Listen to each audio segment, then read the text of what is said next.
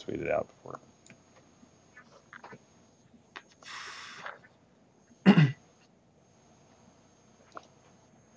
Morning, guys. Welcome to episode 15. In this episode, hopefully a little bit cooler this time. Yeah. It's gonna be We're gonna talk about the impact of 7 of 9. Um, with me to talk about that um, is Bill. It was his kind of idea, so I'm gonna let him kind of take the lead on this, and I'm excited to talk about some 7 of 9. Yeah, I'm excited too. I, in my kind of rewatch, the one that I'm going through right now, I'm kind of in the throes of 7 of 9 being a new character, and I'm kind of like seeing the impact of the show as I'm watching now, the impact on the show. And it's pretty seismic. There's a lot to talk about.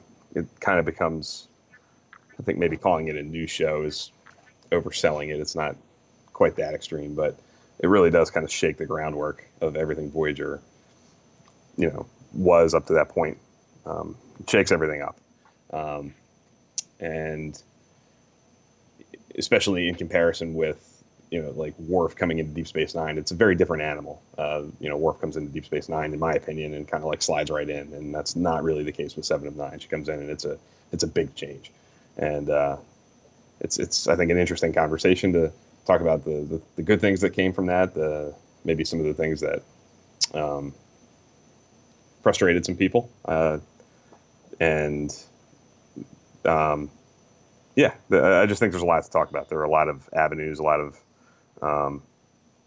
repercussions to her arrival into the show. So, Yeah, and anytime we get to talk about Voyager, I'm all for it. So yeah, definitely yeah, excited about that. yeah. Me too. Right now, especially, I'm right in the middle of it and Yeah. totally enjoying it. I enjoy it more every time I go back to it. I think like it grows on me every time. I think it's a great show, and I think it's, to kind of tip my hand a little bit, I think it's at its best right now, like with her in it. I think this middle part of the show, and she's kind of new into the equation, and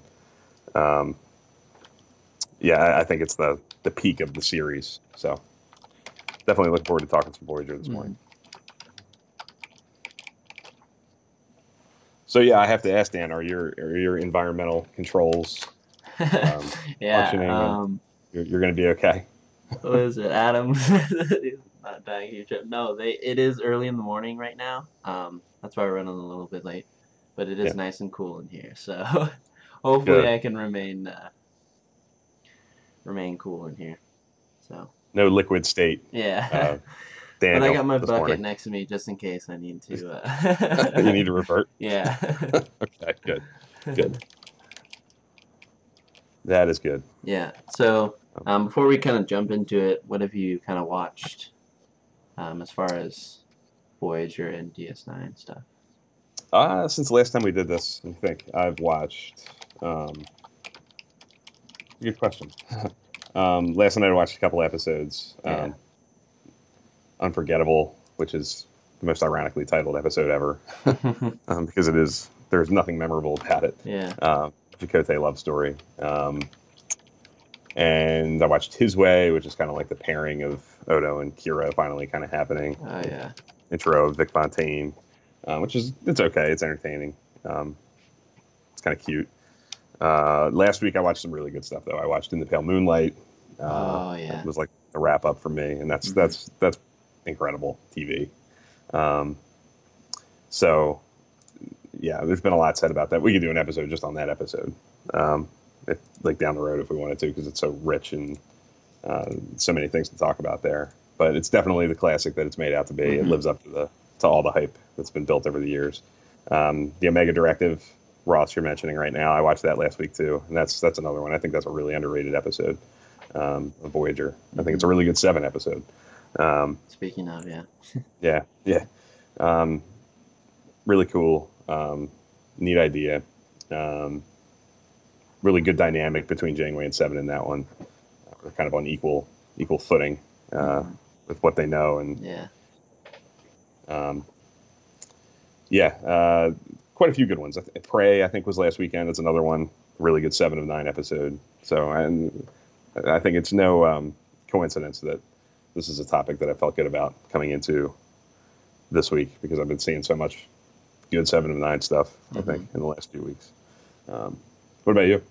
Yeah, so this is actually the second week in a row where I haven't watched um, any Star Trek. I guess I'm taking a little bit of break from Yeah, my rewatch. that's good. You need it. Like I said last week, I am kind of dabbling in some Star Trek Online. So if you Yeah, guys, again, if you guys are interested and want to come play, definitely message me on Twitter and because I know we're trying to get a couple guys on there. So yeah, definitely yeah. more the merrier for sure. I'm hoping to get back into it too. I just kind of patched everything. I Hmm. kind of re-downloaded it Yeah, and got it updated. It took like a day yeah. last weekend. So I'm hoping to maybe dive into that this weekend and give it another shot and try to get back into the swing of it. Yep. But I was where you are now, Dan, a couple of weeks ago. I had a wedding to go to. I was in and all. A bachelor party weekend. And there was like a couple of weeks there where I pretty much didn't watch anything. Yeah. And yeah, it's not a bad thing to do. It kind of refreshes you and yeah. So Hmm. been there, done that. Yeah. It's not a bad thing. Um, just real quick, I see Rob saying that he watched The Undiscovered Country and Insurrection over the weekend or over last week. I saw you tweeting a good bit about The Undiscovered Country, Rob. That was good. A lot of good stuff. Uh, and Adam is near the end of season 3 of TNG. Cool. That's Heating some of up. the best stuff right Yeah. there. Yeah, that's peak Star Trek right there. Yeah. Um, so yeah, a lot of good stuff. Hmm. Um, so I guess why don't you start, Dan? Like when you, since your first experience with Voyager wasn't that long ago, I guess maybe it was, but more recent than mine for sure. Yeah. Um, how did you respond to 7 of 9 coming onto the show, and like how did you see the change the first time around? I think it was definitely huge. Yeah. At first I was like, um, oh, this is just a pretty face. They were trying to get ratings up. But the kind of more I watched, I realized that, um, Jeri Ryan was just not just a pretty face. Like I think she surprised some people with her performances and stuff like that. Yeah. So that's what I kind of take away is like it's she obviously coming into it. There is some reasons why you probably could determine that they brought her on, obviously. Hmm. But I think she definitely Absolutely. came into her own and kind of proved herself that she's not just a pretty face, that she has some great performances. So, Yeah. yeah.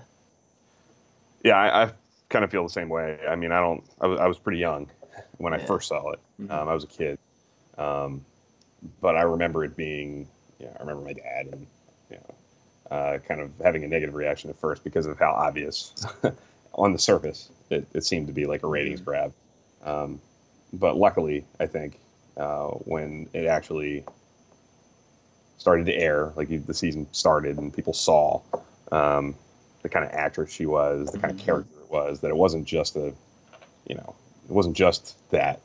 They were really taking it seriously, and Hmm. it was adding depth to the show. Yeah. It, it it turned out to be a great thing, I think, pretty quickly. We're going to talk more in depth about maybe how it impacted some of the characters, some of the other characters on the show. Um, but um, you know, I think at that midway point of the show, it energized it. It added a new dynamic. Hmm. I think they people are in the chat right now are talking about Kess. Did anybody miss Kess at the time? Um, and the answer, honest answer to me is kind of no. I I think we've talked about Kess a good bit on our show here. Um, but to me, there's no comparison. She was very much kind of in the background. Kess didn't add a lot to the overall arc of the show. And 7 is the complete opposite. She comes in and she kind of, for better or worse, depending on how you look at it, dominates. She comes in and really shakes things up, and Hmm. um, has a big impact on numerous characters. And I think best of all, I think the number one thing that made this work is that her arc is quintessential Star Trek. It's about discovering your humanity and understanding what it means to be human. And she kind of fits right alongside Spock and Data, the outsider character who is a mirror for us. And Voyager didn't really have that. I guess the Doctor, in a sense, early on was kind of that in a different kind of way. But as that got developed over time, the Doctor, some of that stuff kind of went away. The Doctor's self-discovery kind of stuff kind of recedes into the background, and he's a pretty well-formed individual. And Seven, I think, kind of replaces some of that from early Voyager, and in a bigger way, even. It's right on the nose. It's a character who's discovering her humanity. And I think Voyager kind of needed that. And it's, like I said, I think it's quintessential Trek. It's a kind of defining principle for what Star Trek is supposed to be about, and what a lot of the other shows highlighted. So I think she added that in a good way.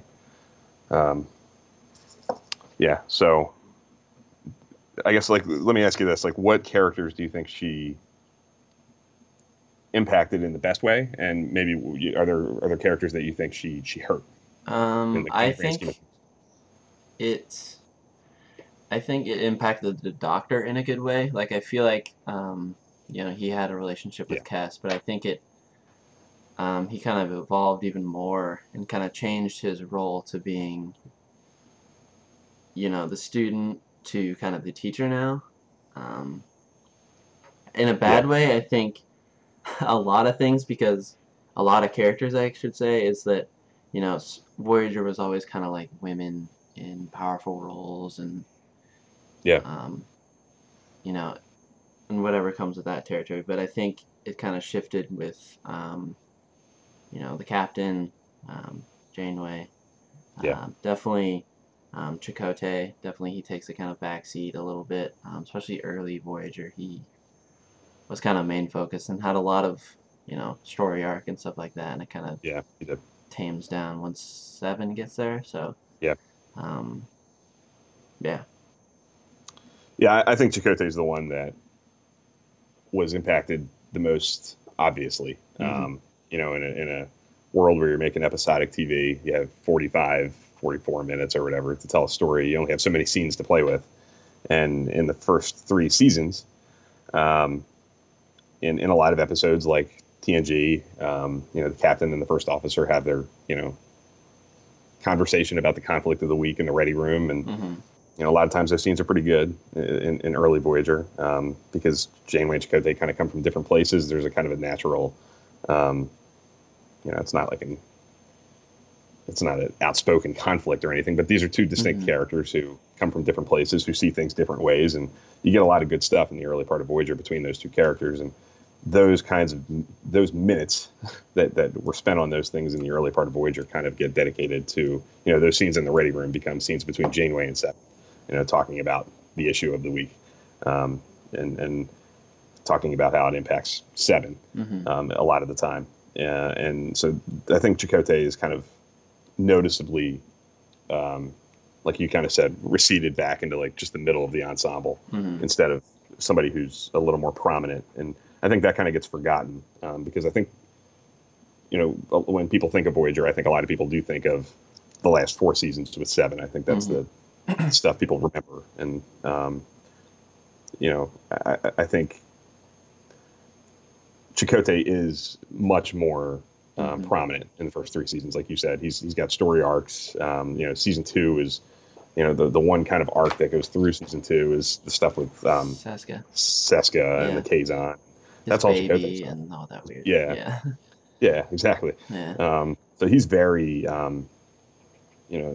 very involved in the early part of the show, and kind of out of nowhere, not really out of nowhere, but once Seven gets there, he does become kind of just a part of the ensemble. So even Tuvok to a lesser extent. I think Tuvok has a lot of good stuff with Janeway in the beginning part of the series in the first handful of seasons. And again, so much time is spent developing the relationship between Janeway and Seven, the mentor, protege, kind of relationship that they have, of understanding humanity. That takes up so much room that some of those moments between Chakotay or Tuvok, or even like Neelix and Janeway, kind of recede back into the, lesser explored territory for the rest of the series.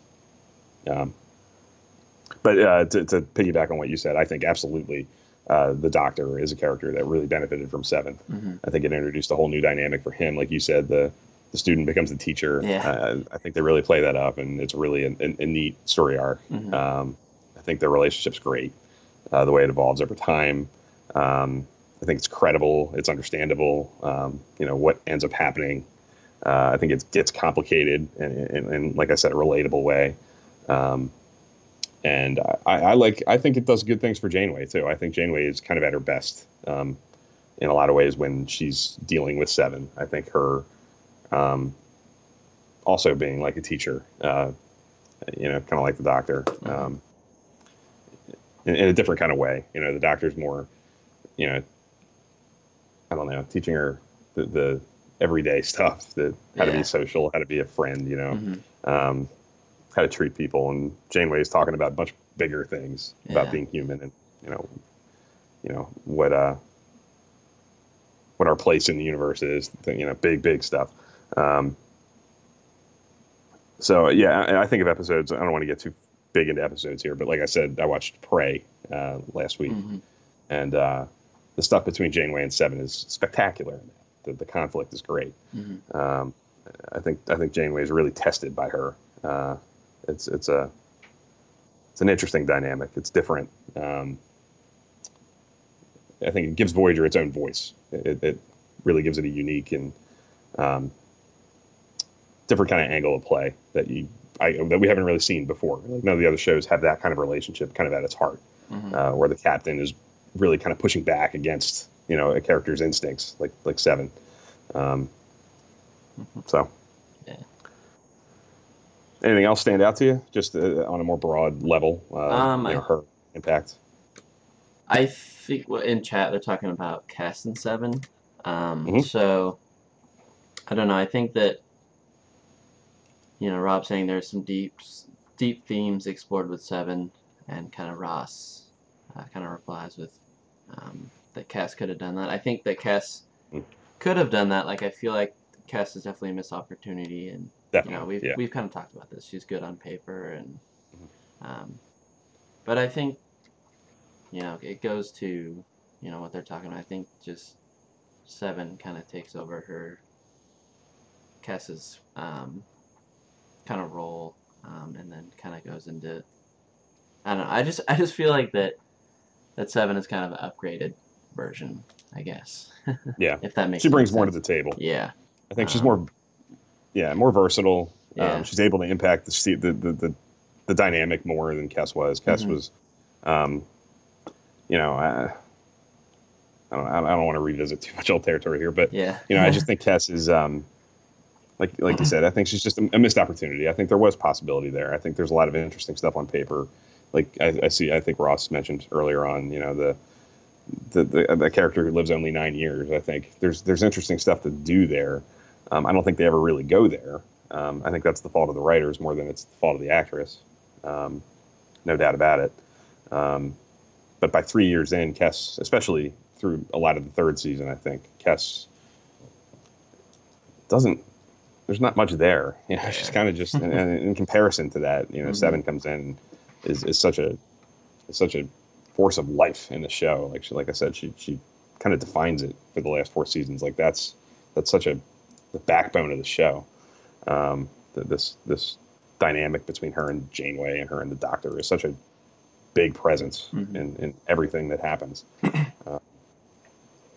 That I don't know that I don't think it's a fair comparison, I guess. I mean, it's not. I'm not trying to.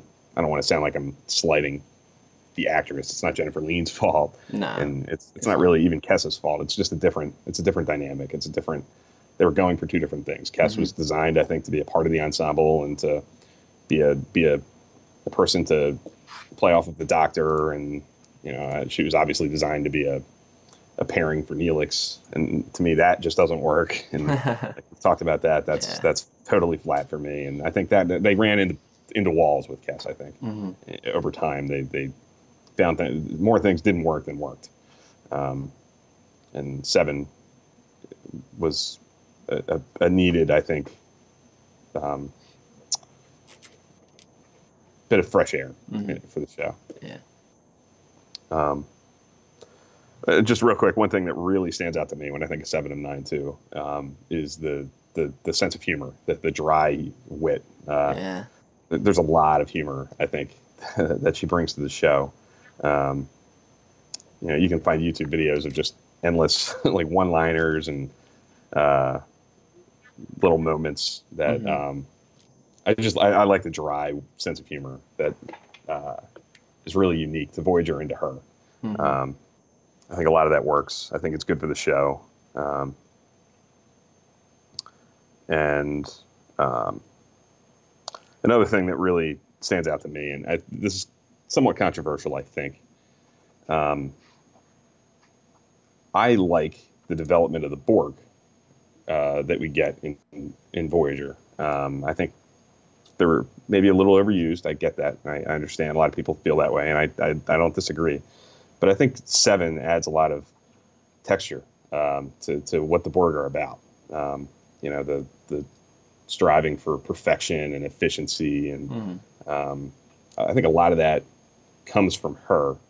And I think it adds a purpose to what they're doing. It makes them a little more understandable, and it just adds to them. It's peeling back the onion of why they are what they are. And I think that's good for the show. I think that's good for Trek. They're great at the beginning of TNG when they first get to TNG, where they're kind of just, purposeless, scary. Yeah. Like you don't know anything about them. That works fine. And if they would have just left them alone that way, maybe that's great. But if they're going to keep using them like they were going to, I think it was important for them to add layers, add texture, and through 7, I think they were able to do that in a lot of interesting ways.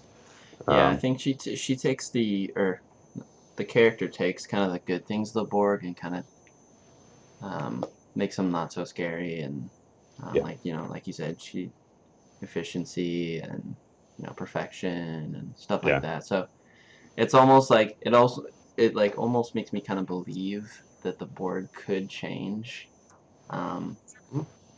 Maybe. But at the same because time, they're not. Yeah, I mean, they're not completely just autonomous. Like, just it's not just a mindless, for no purpose, just destroying everything it comes into contact with. Yeah. There's a purpose to what they're doing. Yeah. In a lot of ways, it's the same purpose that the Federation has. It's just corrupted, and they're getting to what the Federation is trying to do in a very different way. The Federation is trying to bring all these cultures together and make the one greater than they're out for the same thing. They're out for improving the whole by adding diversity and different cultures, different things, different technologies, all this stuff that the Federation's all about. But the Borg are doing it by different assimilating ways. Everything. Assimilating, they're robbing things of their identity and their individuality, and but they're looking for the same kind of thing. I think that's interesting. I think that makes it.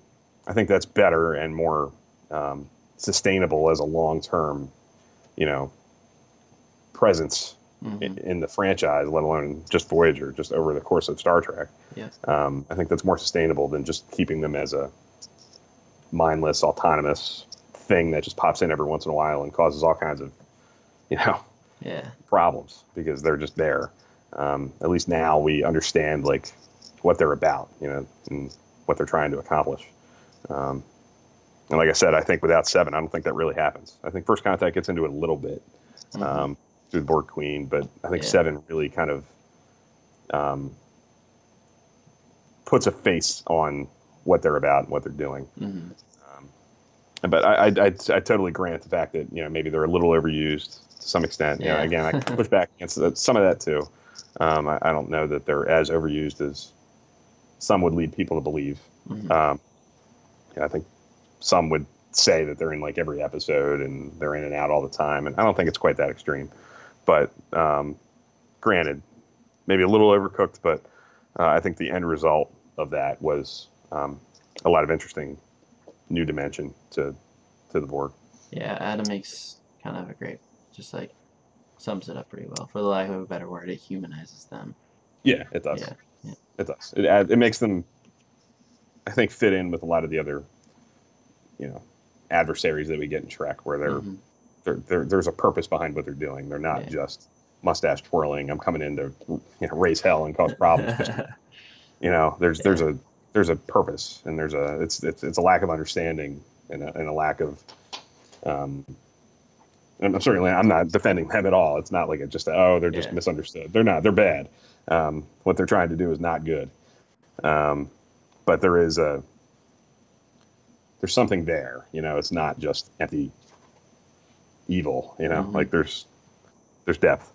There's things to think about. There's things to understand, and that's better than I think it was before that happened. My opinion, at least. Yeah. One little random thing I kind of want to ask you about, and I saw Enterprise Extra was tweeting last night. I think the hashtag was Trek assertions or something, and he was just like random thoughts, like random opinions he was throwing out there. And one of the things he threw out there was that he thinks it works, the 7 of 9 Chakotay pairing. He said it works? Yeah. And I think we've talked about this offline, like off the show. But what do you think of that? How do you feel about that pairing? What they do there? To me, it just feels too forced. Yeah. I think it could work, honestly. Yeah. If it, I agree. Definitely gave time to develop and, not be kind of the main focus. Kind of ease into it. I think they just jumped in it way too quick, and Seven felt out of character during that time, and I think so. I think it just didn't work how they kind of developed it. I think it could work if they did it right. Absolutely, Just I think kind of Voyager in general, kind of. But I think it could work, but I just didn't like it. It was just felt too weird to me. Yeah, I agree. I think it's a little. The introduction of it is kind of arbitrary, like just out of nowhere. She's on the holodeck, and that's the guy. That's the guy she's messing around with and trying to explore that aspect of herself with. And I guess, like you said, on paper, like, I guess it kind of makes sense. He's a big force on the ship. She has dealings with him, and he's a positive influence on her. Like, that's on paper, it could work. If they took the same, and granted, they didn't have time because this is the very end of the show. There's like 8 episodes left when they decided to do this. Kind of similar to what they did with Worf and Deanna at the end of TNG. They kind of like running out of gas. They pair 2 people together just to do something different, I guess. But if with the same approach that Tom and B'Elanna had in Voyager, where it's slowly built over time, it's I think one of the best things Voyager ever did was that pairing, the way they built that slowly. You saw it coming. It was a natural thing over time because it was, with that approach, I think it could work. But not we wake up one day and that's just there. Yeah. It's kind of silly. And I think that kind of the best pairings, I think, are the ones you least expect. Yeah. And I think they make the most interesting pairings. So that's why I like it on paper, like you said, but I think just how it was implemented is what just wasn't there. It was the execution, not the idea. Yeah. Like, the idea is fine. If they decided in the 5th season that they were going to slowly build to this, then I think it could have worked. And I think probably would have been good for the show. It would have been good for Chakotay. Especially, it would have given him, a part in that, like 7 of 9 presence in the show. He would have had a more defined role in that new dynamic the show had once she got there. I think it could have been good for her. It could have been good for him. But they didn't do that. They decided at the very end to just kind of throw it in there. And it's only really in 2 episodes. It's in that one, Human Error, where they really kind of play it up, and then in the finale, all of a sudden, out of nowhere, it's kind of there again. So it's just a matter of execution to me. It's doesn't work for me.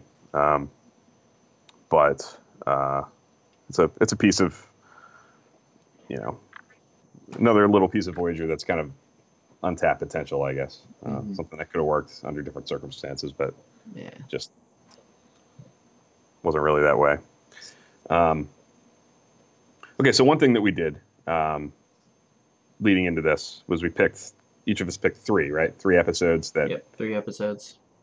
And the way I kind of approached it was, I think maybe we did it a little differently, which is cool. I don't know how we both thought of it, but I approached it in a way that it was basically me picking the 3 episodes that kind of defined her character to me. My three good episodes that, the 3 episodes that defined her most, I guess, that I think sum her character up and speak to me in that way. How did you go about picking yours, I guess? So how I went about picking my episodes was just my favorite 709 episodes. And kind of the rest kind of fell in line. Like, there was always great performances. Like, I mean, she has way more than just 3. Yeah. Oh yeah. Especially moments too in other Absolutely. episodes. But yeah, that's the way I went. Just like, first episodes that popped into my head that I liked, made me laugh, made me sad. All the above. So, yeah. Cool. Do you want to start? You want to go with your number 3? Yeah, so I'll go kind of chronological order. Okay. So my first episode that I kind of picked was Drone. It's season 5, episode 2. I think, especially, it's weird because, like, I would call this episode emotional, especially.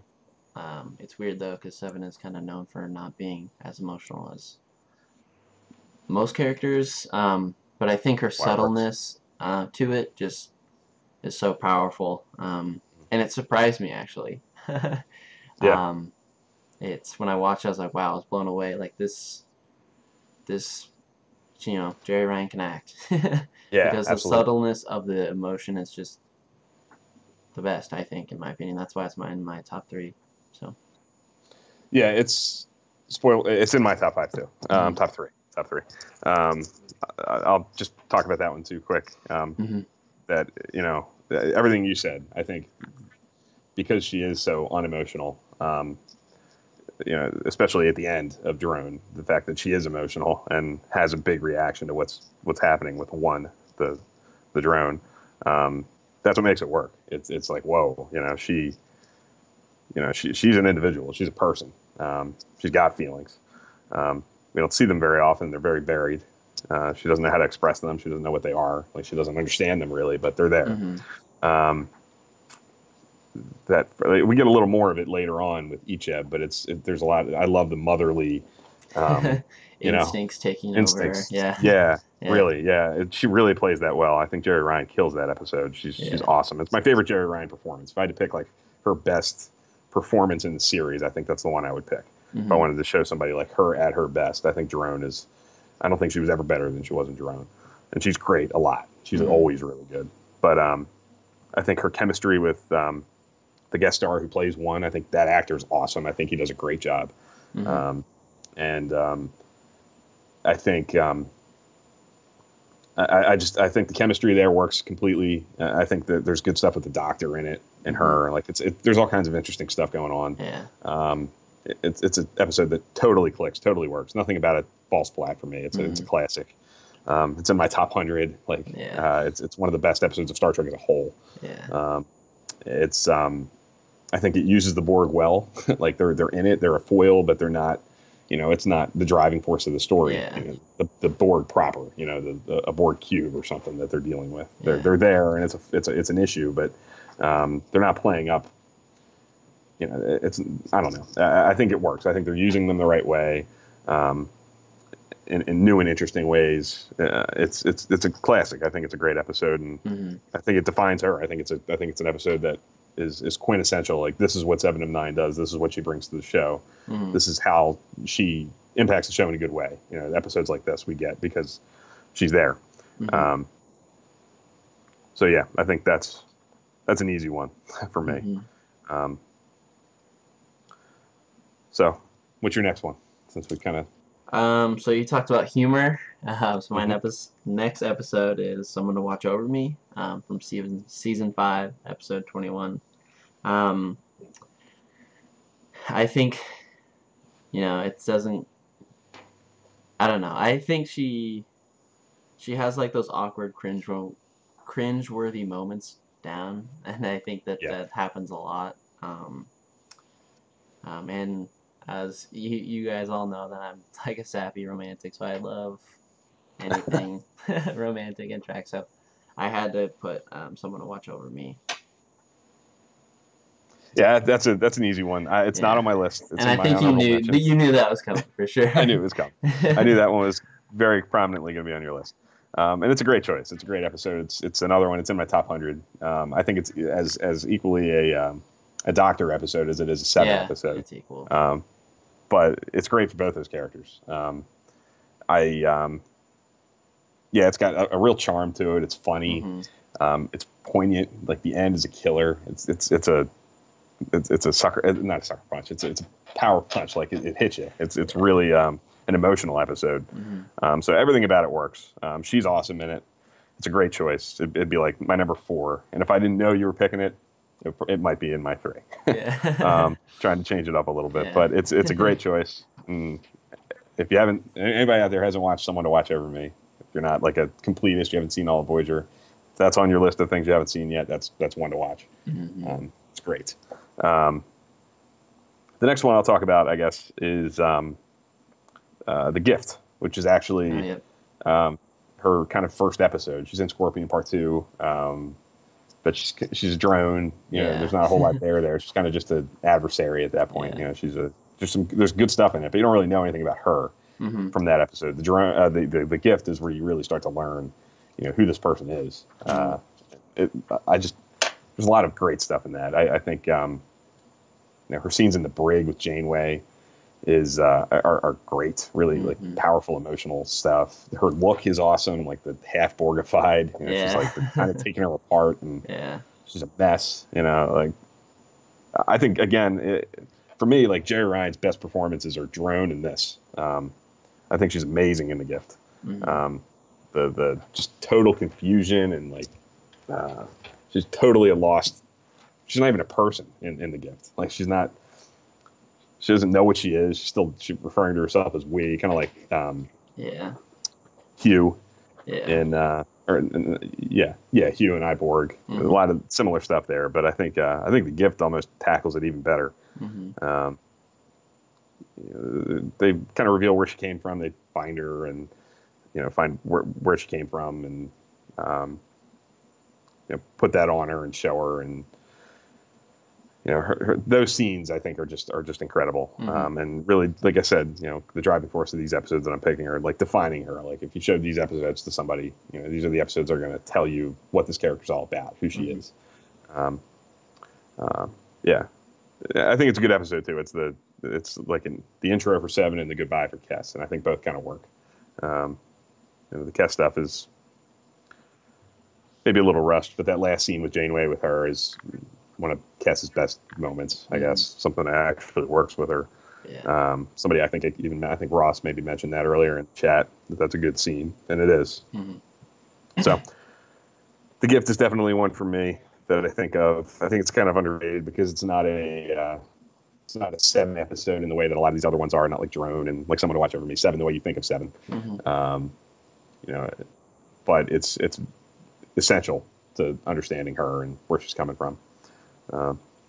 So, I see Rob mentioning Body and Soul. That was a tough one to leave off. She's awesome in that. It is not on my list, but it's a great episode. So, I guess what's your final one, Dan? What's your last? Body and Soul, season Your, 7, episode 7. I can't believe that's not on your list. okay. um, I I think know. she I know. does her performance is so Robert Picardo. It's almost more than Robert I Picardo. know. It's so It is. it's so perfect. Um, I think she has a tough job of kind of playing, herself and another character, and I think that's definitely tough to do to transition. Um, she does a great job, so that's why it's on my list. I think Yes. There's no Yeah, doubt. I couldn't have, I can't leave it off. I just had to, because it's so, like you said, it goes back to the humor aspect. You know, plays up the relationship between Seven and the Doctor, and I think her performance is pretty good. So that's why it's on my list. It's pretty great. Yeah. Yeah. No, I'm silly for not having it on here because it should. I mean, it should. I don't know about my top three, but I didn't even write it down in my honorable mentions, which is horrible and Ah. shameful because it's great. It's great. Um, I think it is. Rob's saying he doesn't think it's a great episode, but it's funny. I think it is a great episode. I think it's up there for me. So shame on me for missing it. Great choice for sure. I'm glad that we have some different ones too. But my number one that I think again kind of tells you the most about her and in a good way. I think it's a good episode, really good episode. Is Dark Frontier. You know, big, epic, 2 hours. Explores her backstory. You see her as a kid, Yeah. Annika Hansen, with her parents, like how it all happened. I love the arc, her arc in it. You know, she makes the choice that she makes to protect the crew. And it shows you how far she's come. She loves the crew. She loves Voyager. She wants to protect them. She's willing to lay down her life to protect them. She's willing to go back to the Borg to protect them. I think of scenes like, you know, I think the best moment in Dark Frontier is when she is watching the Borg assimilate this culture, like the horrors of it, and seeing it from the other side now. I think she's amazing in that. I think that's great stuff. And I just think it's indispensable because of the backstory stuff that you get with the Raven and her parents. Yeah. And I think it's a great episode. I think the act, like when I think of it on the surface, I think of the action and the bigness of it, the cinematic stuff that it does. It's really huge. They really go all out with it on a production level. But Yeah. there's great character stuff in it for her. It's a total character study. It's a character drama at its heart. It's exploring, like I said, how far Seven has come in a year and a half, as far as understanding her humanity, and coming to appreciate Janeway and the rest of the crew, what they did for her. Yeah. So that would be my number one choice. But like you said, there's no shortage. There's tons of great Seven episodes. You know, for better or worse, they spent a lot of time developing her, and to, like we talked about earlier, maybe the detriment of some of the other characters like Chakotay, maybe a little bit like Tuvok. You know, a lot of those hours that might have gone to them went to her. So there's a lot there. There's a lot of good ones. So it's tough to water it down to 3 or 4 or 5. You know, there's more to it, and there's all kinds of stuff. Like there's deep emotional character stuff like Drone, and there's funny stuff like Body and the Soul. She has such a range. Yeah. Yeah. Yep. Which speaks to that tells you all you need to know. I mean, she's a great character. Yeah. So I guess the answer to the question I posed on Twitter, like, was her impact on the show positive or negative? I think it's an unqualified positive. Like, yes, it worked. It was good for the show. As a whole, you know, did it hurt a character here or there? Yeah, but as a whole for the series, it added a deep, rich, impactful character. You know, not just impactful in the series, but impactful for the franchise. Like I said, her presence developed the Borg in a profound way. She added to this I don't know, trend, I guess, that this staple that Star Trek has of, you know, a character who's exploring their humanity. Like that's a staple in Star Trek. That's something that Star Trek always does, and she adds to that in a unique way. So she's a classic Star Trek character, I think, and the diversity of the episodes that highlight her and just speak to that, I think. Just going back to the chat, I see Hope and Fear is a good one too. I'm coming up on that probably today or tomorrow. I'll watch that, coming up on the end of season 4. That is a good episode. I like that. There was a good scene with Seven and Neelix and Mortal Coil Ross. Mortal Coil is an underrated episode, and Seven does have a nice moment in that. Yeah. Death. Would Seven ever become Annika again? I don't think so. I don't know. I think she's pretty conscious of the fact that she's not really Annika Hansen anymore. That ship kind of sailed. I think the experience of living as a Borg for so long, I think she's. I don't know. I don't think she ever would like embrace that identity again. I think she knows who she is. I think she's 7 of 9. Yeah. She's her Borg made identity her who she is. Yeah, that is who she is. More than the few years as Annika Hansen as a kid. I think her experience with the Borg defines her as a person. Mm-hmm.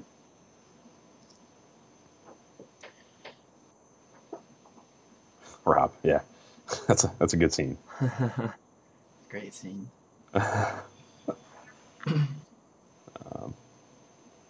Yeah. Rob's asking about repentance. That's the death penalty episode in season 7. Yeah, that's a good one. She's got some good stuff in that. You know, I don't think it's. I don't know. I think it's good. It's solid. It's one of the many like solid double episodes, like as in double baseball reference. Like solid hit. 7 of 9 episodes. I don't think it's a classic. I don't think it tells you really much new about her. Like Throne does, like Dark Frontier does, like Someone to Watch Over Me does. But she's great in it, like she always is, and it's an extension of her, you know, exploring what it means to be an individual, not even just a human. Just yeah. So what are your honorable mentions, I guess? Well, Someone to Watch Over Me for sure is like the number one that I just kind of left off the list. Prey, I kind of talked about earlier. I think that's another one. The dynamic between her and Janeway, and that is great. Imperfection is one that I really like. Kind of similar to Drone, the motherly instincts come out in that one with Icheb. Almost kind of like what it is it's a look at like terminal illness. It's kind of dark drama. And she's really good in it, as always. And one that's like a close call for me that I kind of feel like I have to mention, I guess, is we kind of hit on it earlier. An episode that doesn't totally work for me, but could have under different circumstances if it was done just a little differently and maybe had a little bit more of a, I don't know, a better ending and a little more after effect, I guess, if it lasted longer and there was fallout from it, is Human Error, the one with Chakotay. Yeah. I think there's a lot of great stuff in that all the way up till the end, but I think by the end it kind of turns into a little bit of a cop out, and they don't really play up the fact that, you know, that her developing her emotions is something that she really can't do. It's counterproductive to her. It's going to kill her. Like that. I think introducing something like that so late kind of tied their hands with being able to develop it. But I think there was potential there to have that be like a classic. I think that could have been a great episode if it had a little bit more long-lasting effect. And I said at the ending kind of had a little more power to it, I guess. But it kind of leaves a negative taste in my mouth because of the kind of contrived throwing together of the 7 Chakotay pairing. You know, like I said, if it came in season 5 and they played with it a little more over time, I think it would have been a different story. So it's like a near miss for me, but almost like a hair off. What about you? Which ones did you? So my kind of two. You mentioned one, The Dark Frontier. Definitely comes full circle in that episode. But the one that I want to mention is the Omega Directive. Yes. A good one. I think you kind of get a taste of what the Borg are all about and how that her influences still kind of carry with her. So I really enjoyed that episode for sure. Yes. Yeah. Yeah, I like it too. It's yeah, I think it's, again, I like the dynamic again between her and Janeway in that one. She has this knowledge that just a totally different interpretation of what to do with it. Um, I like the exploration of her almost having like a religious experience with this Yeah. Omega thing. It's really cool. Like I think it's a neat Yeah. angle to take. Um, I think it kind of retroactively um, develops the Borg in a kind of Yeah. unique, cool way that they're after this thing and they're obsessed with it. Mm-hmm. It's a really good episode. Another one that's like really recent for me. I just watched it last week, and I didn't write it down, but it's definitely one that's on my mind as like a. It was in the conversation for ones to write in the top three. Even. Yeah. So that's a good one. Another good one. Any others that just pop into your head? Episodes that stand out as. Let's put you on the spot or anything, but is it one? One is a good one. It's coming up. I'm about to watch that one probably again today or tomorrow. Where she's alone on the ship, or Yep, yeah. everybody's in stasis. Yeah. Except for the Doctor. That's a good one. Yeah. Again, that's the Doctor and Seven again together. Mm-hmm. Thinking back, I think maybe it's a little bit too dramatic, but it was definitely a good episode for sure. Yeah, and it's a really natural kind of like culmination in like her first season. Like her first season's arc.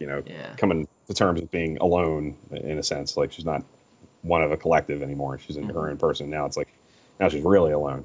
Yeah. I think it's kind of a neat, a wise placement of the episode, even like right at the end of her first season to kind of like highlight where she's come from. And I think Adam.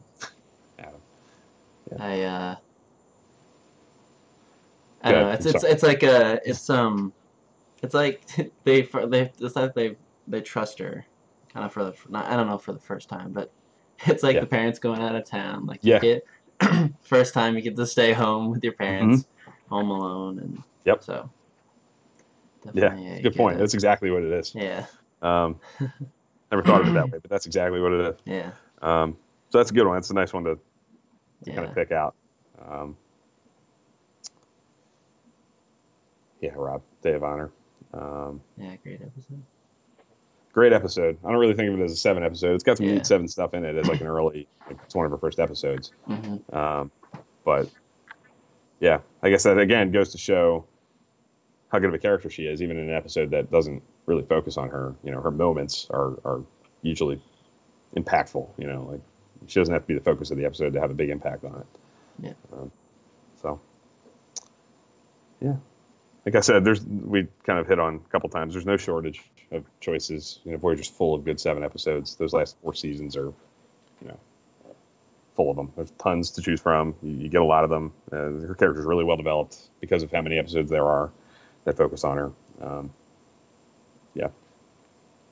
So, any last thoughts on just her in general, 7 and 9? I think. I know I've used this term to kind of define Star Trek. I think her character is a Swiss Army knife. I think she has so many different, things she can explore and different episodes she can do. She can do humor, like Someone to Watch Over Me, or she can do a more dramatic one.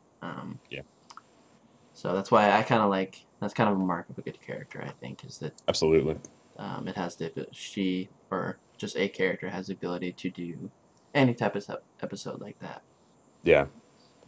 Not every character has that. There's some great Star Trek characters who are, not necessarily versatile enough to cover a lot of ground that way. And 7 is one of the handful that really can do anything. There's no limit to what you can do with her character, what kind of situation you can put her in, and get interesting results out of it.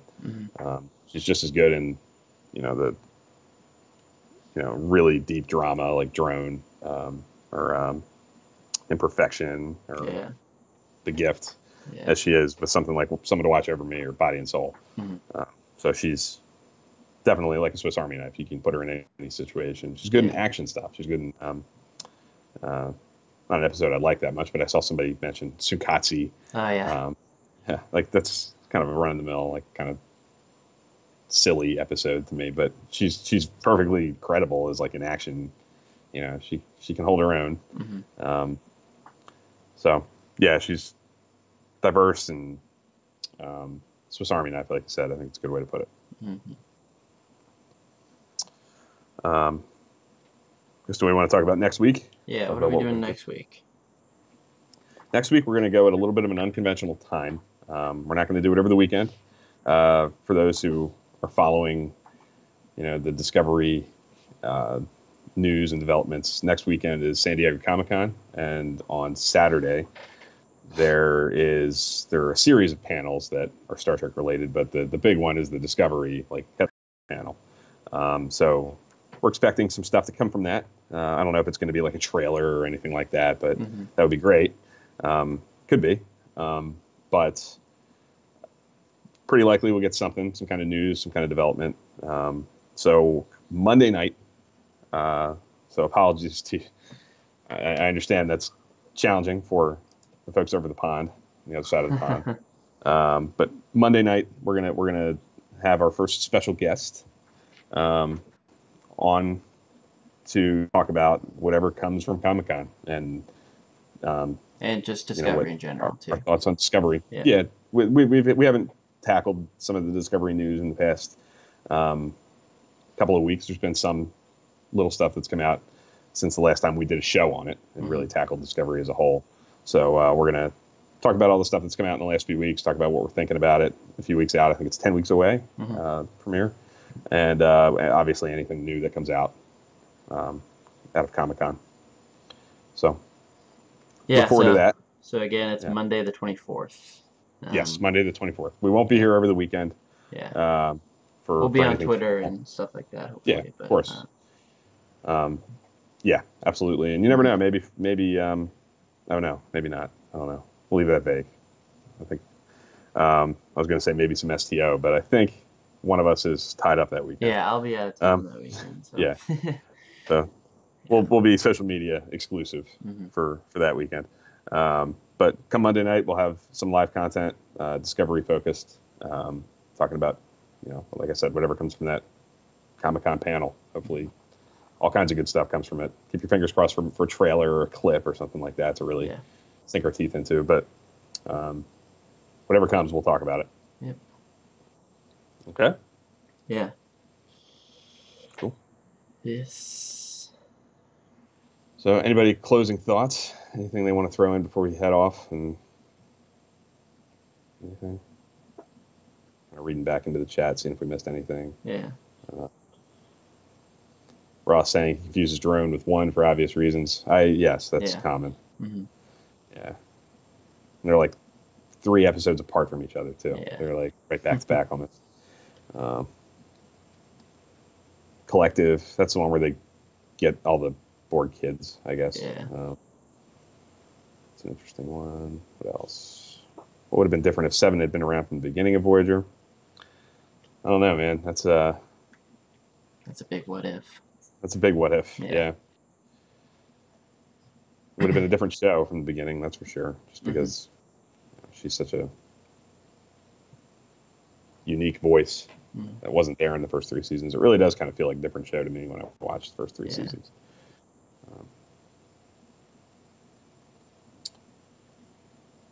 Hey, Rob, anytime, man. I think it's a cool idea. You've supported us plenty. Absolutely. Want to kind of reciprocate that. I'm super excited. Just quick on that. Does it have a Twitter page? Because I saw you retweet it had a Trek Book Club, but I wasn't sure if that was yours or not. I think it is. Pretty sure.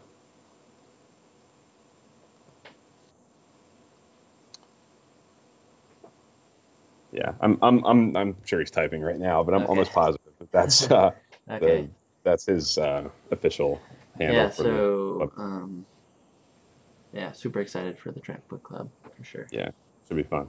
Yeah. I'm gonna try to do my best to participate as much as I can.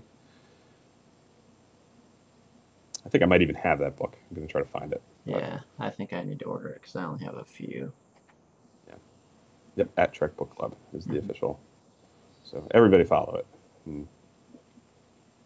Cool. Keep your eye on it. Okay. Anything else, Dan? Last thoughts? I don't think so. Yeah. Me neither. I think we're good. Yeah. So I guess if anybody has anything to add, on 7 of 9 over the next couple days, weeks, the conversation never has to end. Hit us up on social media and you know add whatever comes to mind. If you watch an episode that strikes you or something comes to mind at all, don't let it go by. Run it by us. Tell us. Yep. Love that stuff. Yep. Thanks for everyone who tuned in. It was awesome to Yep. have some people in chat. Yep. We'll see you next week. Yep. Thanks, guys. See you guys.